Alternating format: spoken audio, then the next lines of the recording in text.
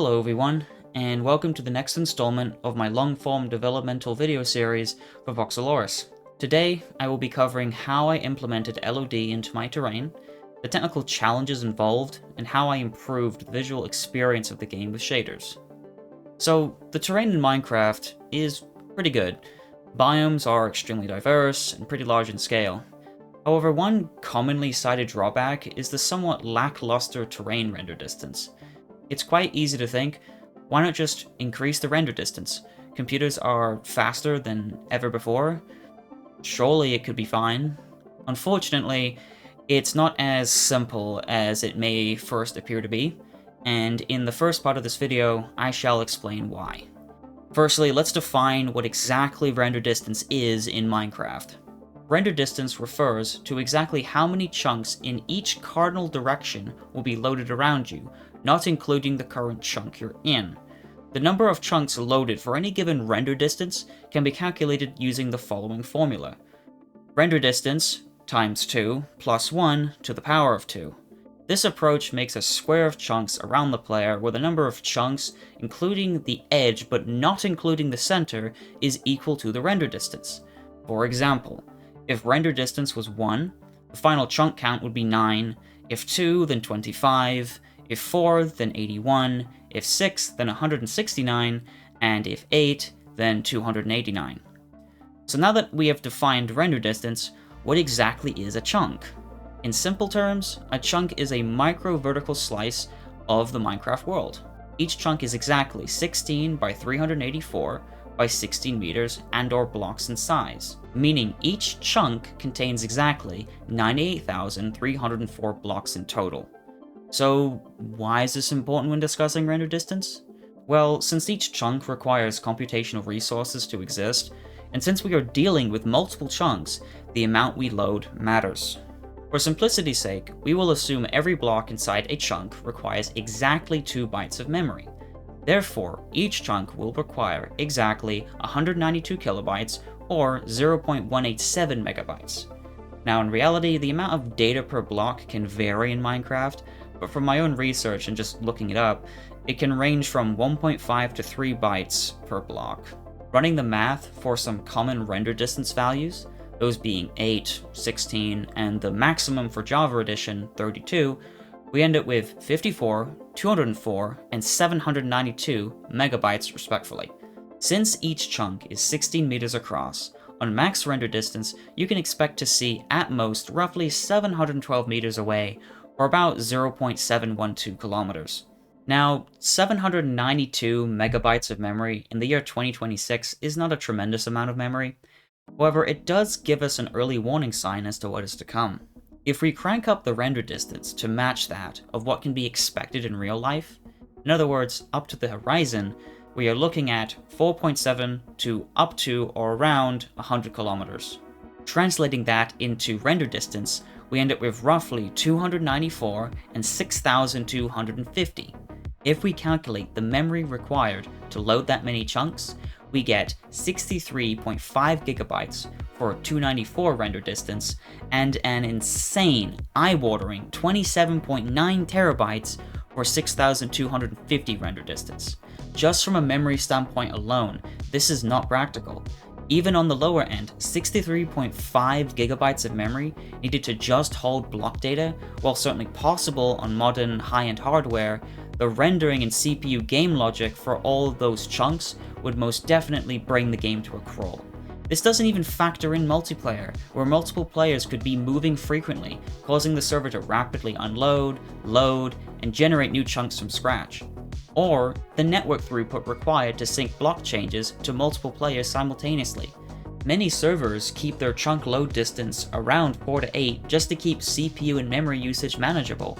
So in conclusion, no, we simply cannot just increase the render distance, as doing so would very quickly lead to massive memory consumption and significant strain on other system resources, especially under multiplayer circumstances.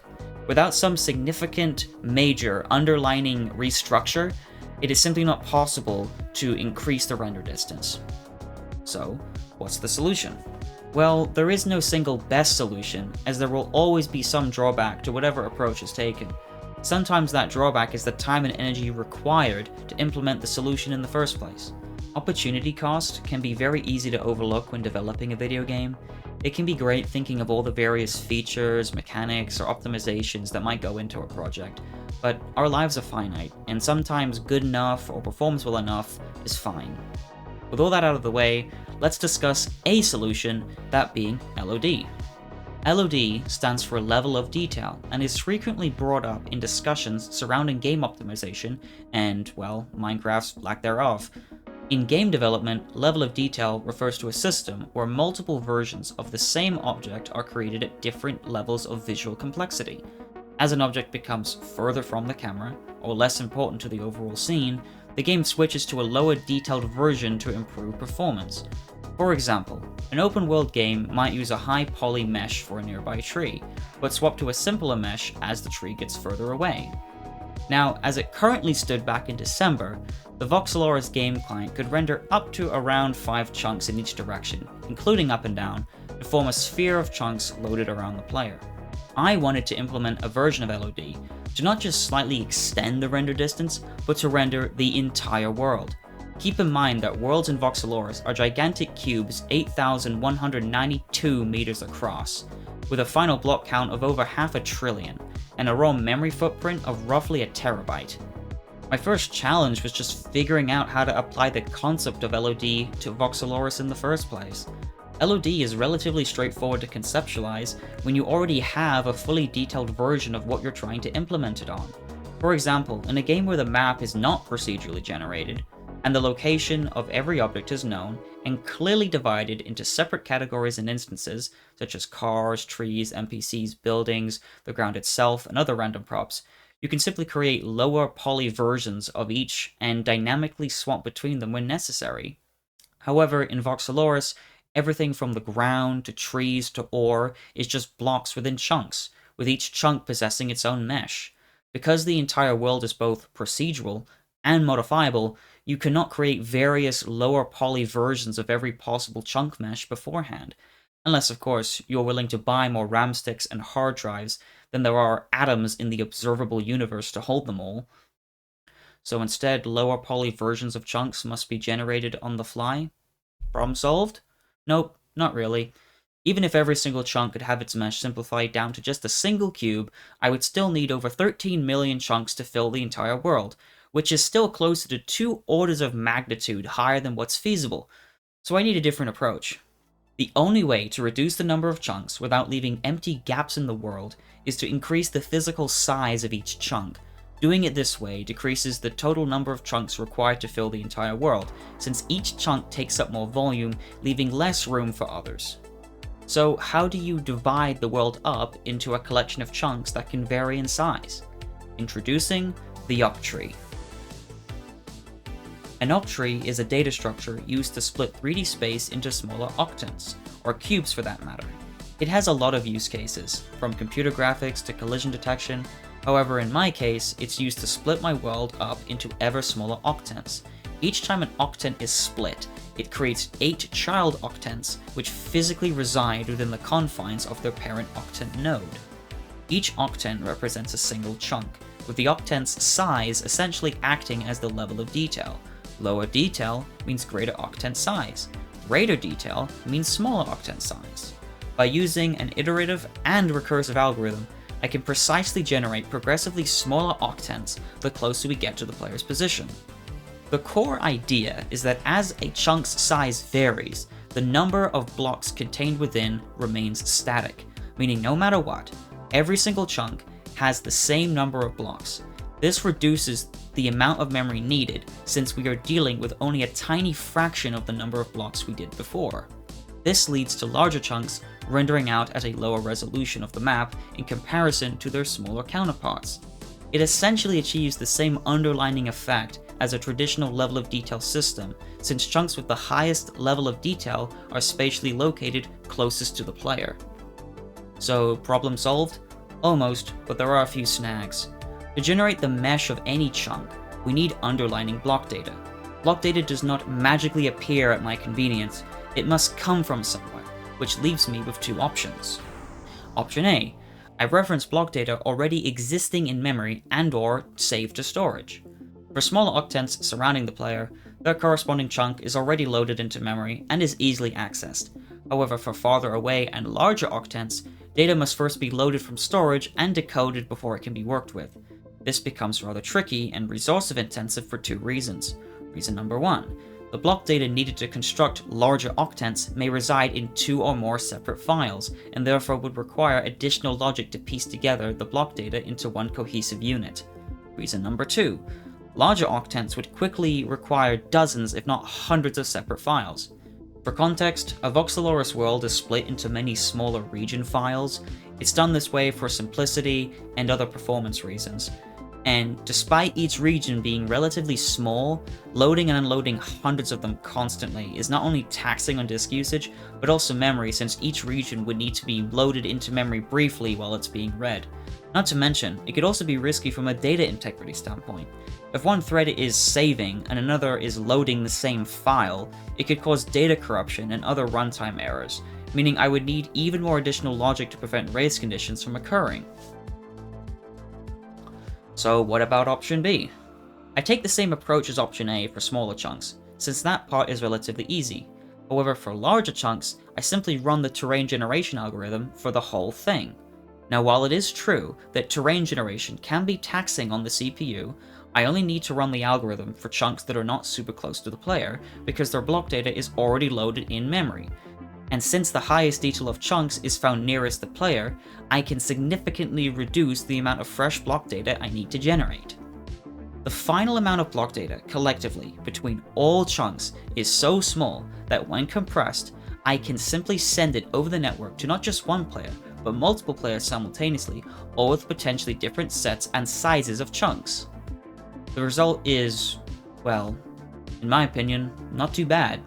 The concept of render distance itself somewhat changes meaning now, as there is no real cutoff point because every part of the world to a certain degree is rendered. However, there are some drawbacks. Firstly, if a player makes any modification to the map, and then travels more than a few hundred meters away and then looks back, they will fail to see anything they have done, since the location of what they did now falls outside the bounds of what is actively loaded into the server's memory. Therefore, block data for said location at that point was purely a result of the terrain generation algorithm. This could be partially remedied by slightly tweaking how the Octree is split and how far the server loads block data around the player. A hybrid solution could be used, where a smaller but still significant portion of the world is rendered, where the largest chunk would exactly map onto a region file. However, for the time being, I'm happy with my current solution, and I've already spent more time than I would like implementing this. So now that I have covered LOD, let's talk shaders. It's all fine and dandy to have a full world render out, but it's a shame if I can't make it look pretty. While shaders alone cannot fix everything, they can definitely help the visual appeal of the world to the player. To keep the video from being over 40 minutes long, I will not be explaining the exact math or shader logic. Instead, I will explain the core idea behind each effect. The first effect I wanted to implement was a new custom skybox, as the built-in Unity skybox was very boring. To help visualize the logic behind this, imagine a spherical room with the player at its center, and the skybox as the wallpaper. Around the circumference of the room is a red line. This red line will act as the horizon. Next, I will add a light on the ceiling of the room. This will act like the sun. Wherever the light is on the wall, there will always be a direction or arrow that could be drawn pointing from the light to the very center of the room. If we compare the similarity between the direction from the light to the player and the direction from the horizon line to the player, we can essentially gauge how close the light is to the horizon line. This value is very important, as if I use it as a lerp factor between two sets of colors, those being the wallpaper at noon and at sunset, I can determine what color the wallpaper should be at any given light direction. The comparison of directions from different positions is what allows me to add other effects, like a natural looking color gradient to the sky. The same effect is used for fog color. In instances where the sun is right next to or behind distant terrain, the fog overlaying the terrain will change its color. Speaking of fog, it's simply done by determining the scene depth. which is basically how far an object is from the camera at a pixel. Then, for each pixel, excluding the sky, I lerp between the actual color at the pixel and whatever the fog color should be, based on a strength value calculated from the scene depth. The final step, excluding the fog, is to make a cool low-resolution filter to make the sky and sun really fit that voxel pixel art aesthetic. There are some other effects, such as applying a color filter to the terrain during sunrises and sunsets to make it more in sync with the sky and fog, but that's pretty much all I've done for now. In the future, I really want to add more effects like God rays, specular highlights, clouds, rain, normal maps, blocks that emit light of their own, and maybe even my own custom shadows, as I'm getting some occasional artifacts with Unity's default shadows that I can't quite seem to fix. Shaders aside, I have worked on a few other things. I'm starting to design the actual sprites for the in-game UI, no more bootleg Minecraft inventory, along with coding the foundation for combat and health mechanics. I settled on an art style for the player and future mobs, that being a cube world / trove style solid color per voxel aesthetic. The background footage used in this video is an early look at the new terrain generation system I'm working on. It's still in its very early stages, and I still have a lot of research and learning to do on the topic, so I won't go into further detail for now, as I'd like to make that its own video in the future at some point. I would like to thank everyone for the feedback and comments I've received on my first 2 in-depth videos. I really did not expect the level of engagement to be as high as it was, but I'm really happy about it. Let me know your thoughts, ideas, or criticisms in the comments below. I do try to read all of them if possible, but that's about it for the video. So thank you for watching, I hope you enjoyed, and have a good day.